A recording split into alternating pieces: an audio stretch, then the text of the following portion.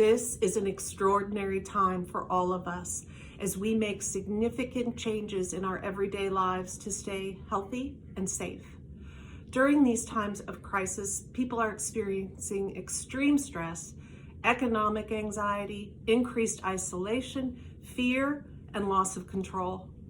All of these factors are causing domestic violence to skyrocket, and it becomes drastically harder for survivors to report abuse due to the continuous presence of the abuser in their home.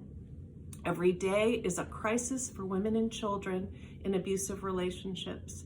Domestic violence continues to be a pervasive issue in our country that affects 1 out of 3 women.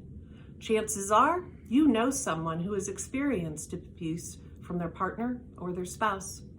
We must act now to support those fleeing abusive relationships and provide a safe place for them to rebuild their lives. Last year, the YWCA served over 700 survivors at our 2 shelters, the only shelters within 5 counties serving people fleeing from domestic violence. All 81 beds were full every single night, and 2/3 of those were occupied by children brought to the shelters with their mothers. Last week, we had to make a decision to move our residents from our shelters to area motel rooms for their safety amidst this pandemic.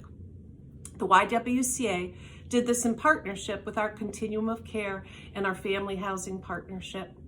But we do not know how long we will need to keep this in effect, and it's costing us $14,000 a week to do this. We are continuing to see a dramatic increase in crisis calls to our hotlines, where immediate safety planning is provided to those not ready to enter shelter or when beds are unavailable. In the last 2 years, the calls to the crisis hotline have nearly doubled to a staggering number of 4,775 calls. As government funding continues to be very volatile, more volatile by the day, the YWCA must rely on the generosity of our community to ensure we can continue to provide the life-saving services needed by survivors and their children and those fleeing from abuse. Your support is needed now more than ever. Please consider making a gift today.